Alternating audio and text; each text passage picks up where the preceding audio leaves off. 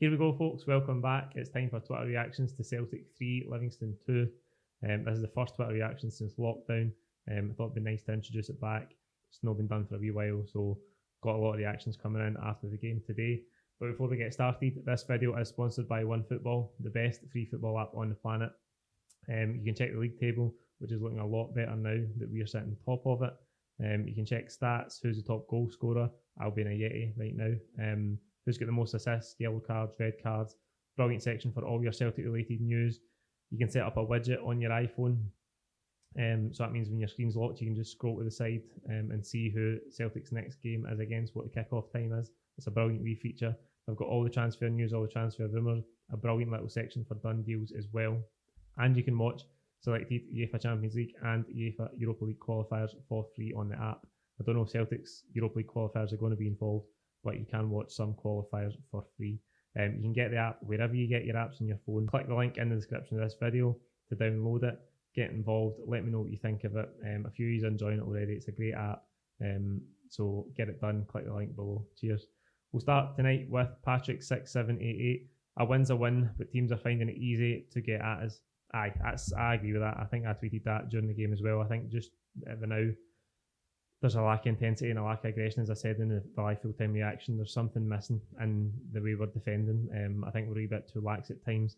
I let the Livingston player get in behind them for the penalty. I think it is a penalty. I know it's a hard one because he's sliding in where Zam's supposed to be, but if that happens at the other end, you're absolutely screaming for it.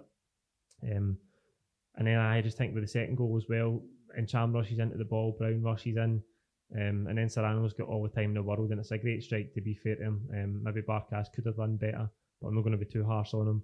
It's a great strike, and it does swerve at the last second. But just too easy, I think, defensively.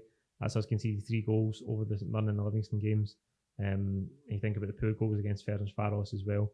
I just think there's a lack of intensity there we need to sort out defensively. At KR67, defence is massively concerning. Another poor result against technically the worst team in the league. These wins are just papering over the massive cracks.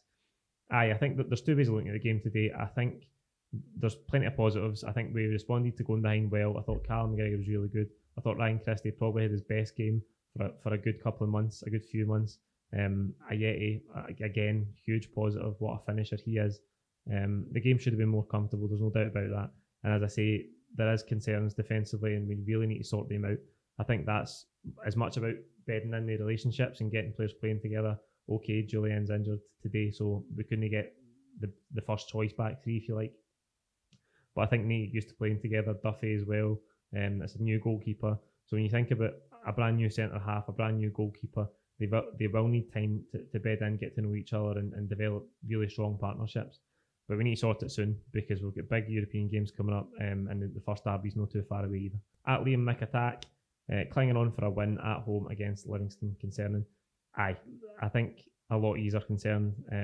You can look at the game today and go, it's 3 points. It's a good win. We're back top of the league. We haven't been playing well. There's no getting away for that. We haven't been playing well. We haven't been at our absolute best yet. But we're still top of the league. We're unbeaten. We've only dropped points in that game at Kilmarnock. So we can get stronger. We will get stronger. But it is a little bit concerning the way we're defending just now. We're in these games like St Mirren on Wednesday and today where we're needlessly clinging on at the end. That chance that Livingston get with 15 seconds to go, a free header right in the centre 18-yard box, shouldn't happen. And that gets at the lackadaisical nature of the defending that I'm talking about. No intensity in the ball and the cross coming in, and then a guy standing free in the middle of the 18-yard box. It needs to be better. David Shields, excellent after losing the early penalty. Tricky end to the match when we were cruising at 3-1. Frimpong needs to play as much as possible. We're severely lacking Steele and Guile down the left-hand side. I actually thought Greg Taylor played well today. It was his best game for a while. I'm not saying that makes him the finished article. I'm not saying that means we don't need another left back in. Of course we do. But I thought today he was good. I thought his part in Christie's goal was brilliant, and I don't just mean the assist. It's a good ball in, and it's a great ball down the line for McGregor, but it's actually Taylor's run that opens up the space for the whole goal, basically. McGregor picks him out and he plays a lovely ball across for Christie's finish. So I think Taylor is better today. We know there's glaring problems in that area of the field. We did go back to a sort of 4-2-3-1 setup today. Be interesting to see what happens on Thursday night.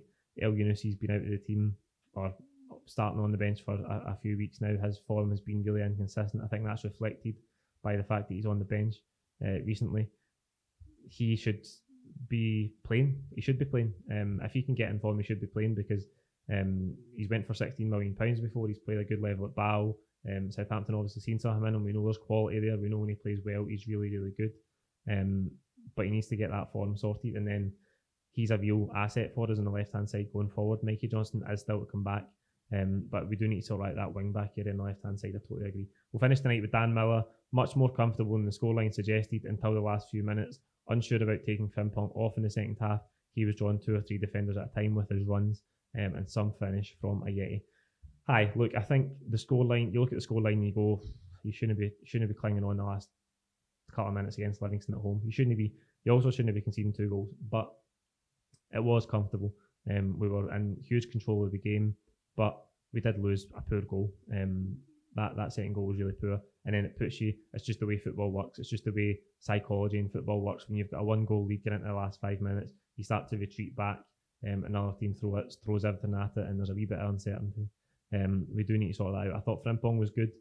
Again, I'm just going to keep. He's brilliant, but I'm going to just keep saying that final ball. If he can just keep improving that final ball. He had a good chance today. McCrory made a decent save from him. I just think a couple of times he's committing these defenders, he's getting by people, and he just needs to go cold and pick a pass or a finish at the end of it because he's absolutely brilliant. And Ajeti, we'll finish in Ajeti tonight because Callum McGregor, okay man of the match, Chris Day's best performance so far this season. But I want to finish in Ajeti because I'm so impressed with him. I think it's £5 million, really well spent. The thing that I love about a striker is how does he finish? What's his technique like? How does he strike the ball? And it is unerring. It's unerring from Ajeti time and time again. We've seen the poacher's goal up at Dundee United. We've seen a two-touch finish against Motherwell when he had that space in the box. We've seen another snapshot against Ross County where there's a big scrimmash in the box and he just smashes it in. And then today, Van Christie takes a lovely touch out his feet, slides a through ball in. McCrory's rushing out with his feet, but he's still maybe 20, 22 yards out because he's outside the box when he finishes it.